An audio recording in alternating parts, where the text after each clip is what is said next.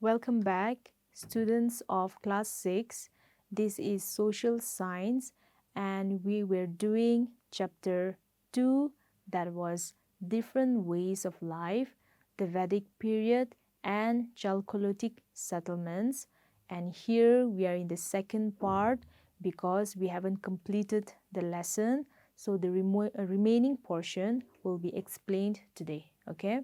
So in the last class, I've explained to you about these things, about who were the Aryans, where they came from, about their civilization, what were the sources that helped us to learn about their culture, then their village culture and the Aryan society.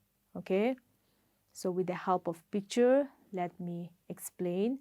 So this Aryan culture, they first came and settled in Punjab, and then their culture spread towards the northern Indians, known as the Aryavarta, which means the land of the Aryans. Also, talking about the literary sources, we have Vedas, that is Rig Veda, Sama Veda, Yajur Veda, and Atharva Veda. They are all hymns and they are used for religious purposes. Then, when we saw their houses, we see that they had proper houses. Also, there were granaries where it is believed that they had stored some food. Then about their art and craft, we see that they had made potteries and baskets, and they also designed it. Also, there were people who were involved in different occupation. There were learned people like the Brahmanas who used to teach their subjects. Okay.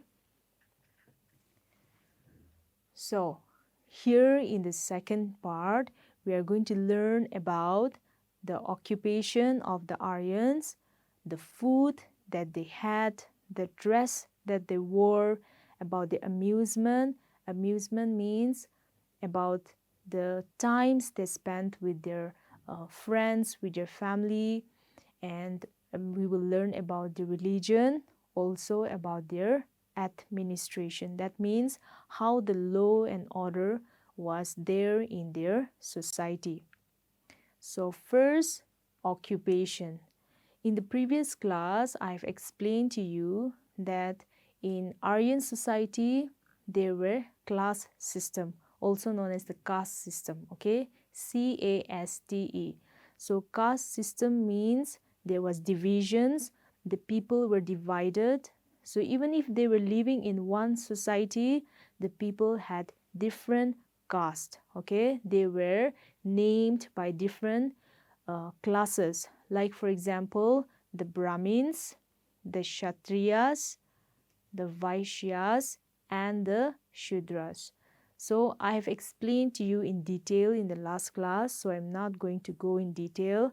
However, you need to know that the Brahmins were the priests, the Kshatriyas were the warriors, the Vaishyas were the herders, farmers, artisans, and merchants, and we had Shudras who were involved in farm works and servants and laborers. Okay, so this was their occupation.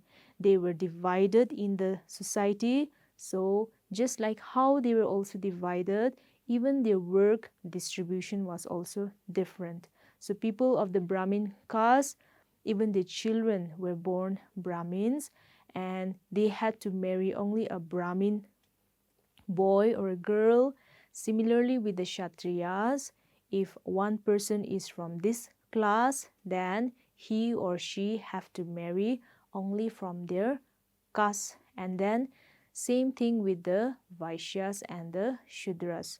So even if, so once you are born in a Vaishya's family, then you can't change your caste. Okay, you have to be termed as a person from Vaishyas, or a member of the Vaishyas caste, and so on. Okay, so you can't change them.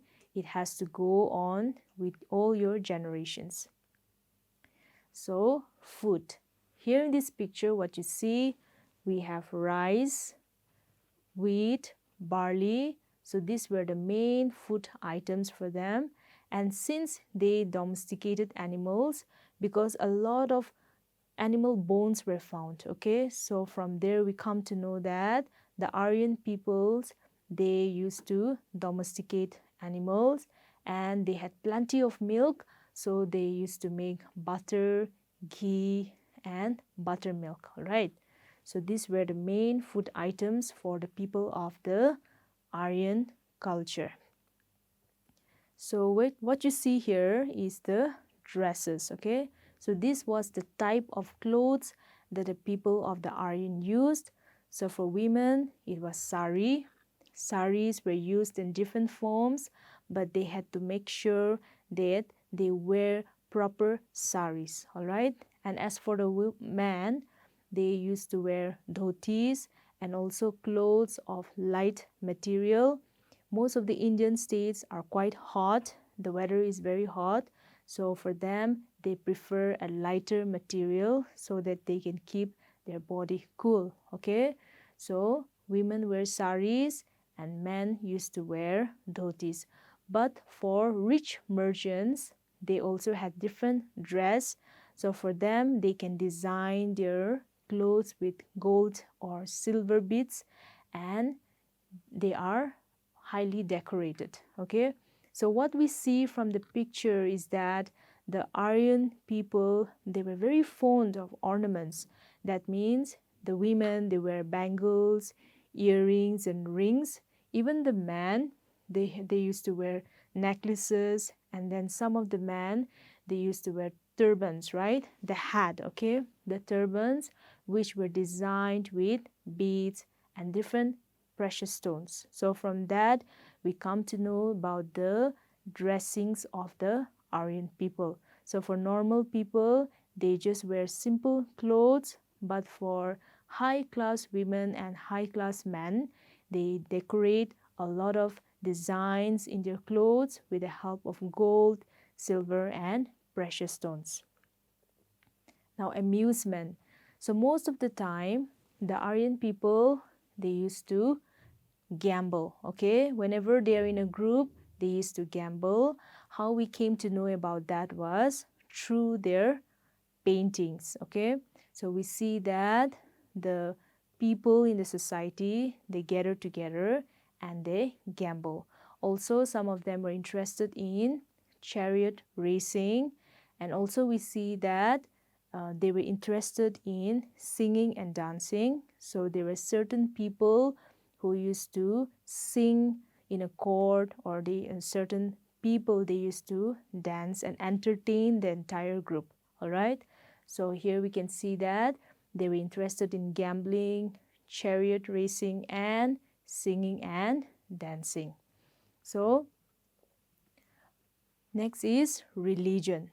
These Aryan people, they used to worship nature. All right, they had different gods for different purposes, but of all the gods, these three, one is Brahmana, one is Lord Shiva, and one is Vishnu. So these three gods were the most important nature gods for them.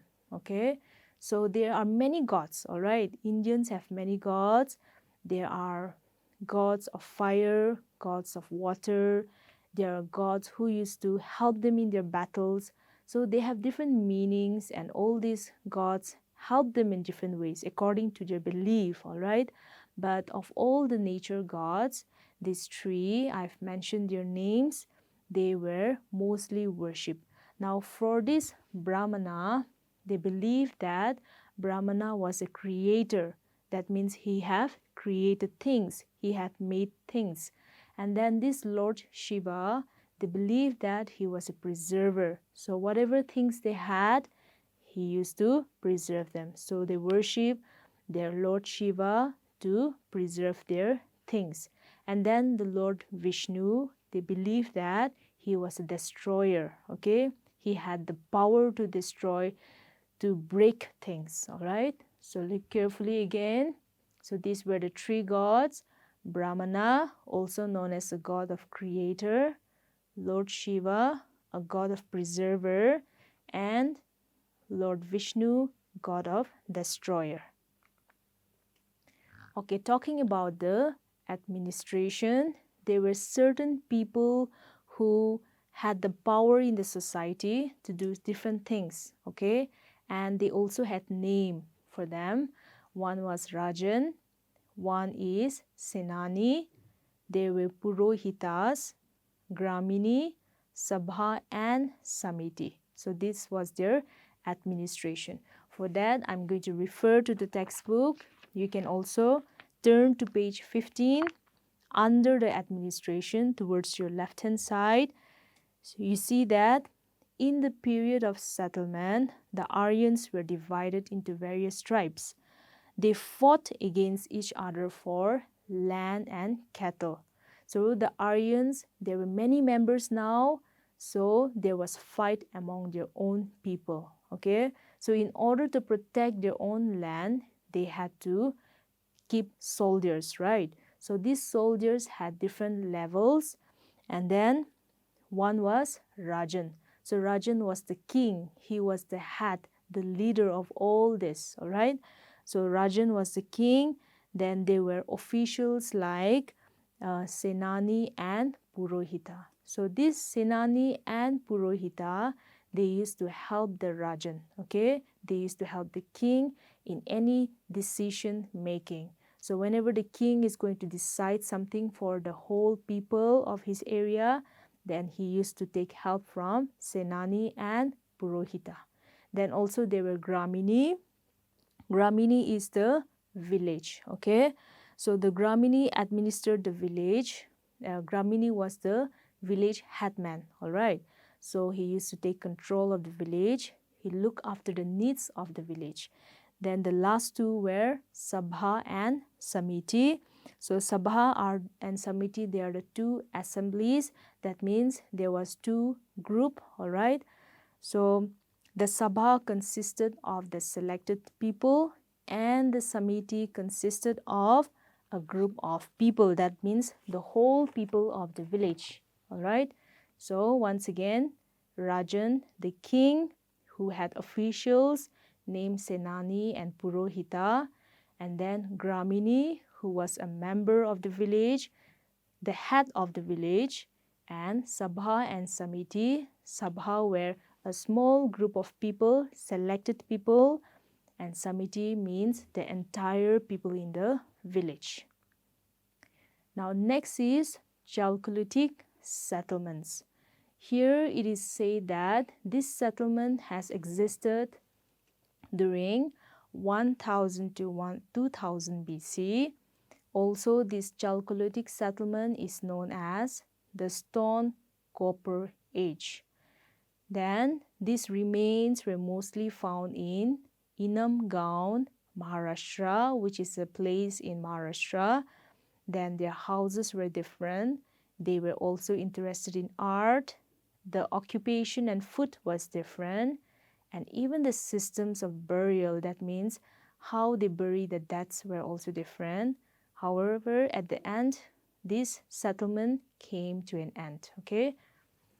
So let me explain to you now why this age was known as the Stone Copper Age. During this age, the coppers, the metal, okay? Copper was used for making tools, even the ornaments and some things, okay? Some decorative things were found in copper metal, all right? And during this age, people also started using stone and copper tools for hunting. So since both stone and copper was used, this age is known as the Stone Copper Age. Now this Inam Gaon is considered as a very important site for the Chalcolithic settlements because in this place a lot of remains were found, animal remains, human remains. Remains means the skeletons, the things that was used by the people, right? So all these remains were found in Inam Gaon, which is a place in Maharashtra. And through these remains, we were able to study about the settlement of these people. Settlement means where they were staying, okay? Now, Okay, houses and art. Here you see that the houses of the Chalcolithic people were quite different, right? Most of the houses were made of bamboos, wood, straw, but later on they also made houses of mud, okay? And the shapes and the sizes were different. And then talking about your food, they were also depending on rice, wheat. They also domesticated animals, especially cow. So they were fond of butters and ghee. And then we saw that every Chalcolithic house had a cow, all right? So they had a wide, the milk was quite available for them. So it was easy to make this milk products. Also in Chalcolithic age, you see here the images, right? These were made of copper, all right? Copper is a metal, all right? It's a little reddish in color, and because of all these remains and evidences, we come to know that Chalcolithic people were fond of copper, right? So it is a stone copper age. The system of burial. So what the archaeologists have found was that wherever these Chalcolithic people were settling earlier, there were remains of human skeletons, all right? So human skeletons were found, and nearby there were also pots where it is believed that these pots were used to keep food or water for the dead people. So maybe they also believed in reborn, all right?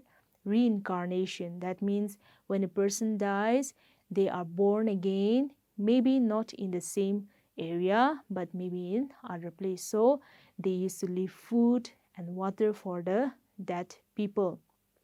And then they used to make a circular, uh, they make some hole, a circular hole where the dead bodies were buried, and they also offer some food and some flowers, all right? So that was their system of burial.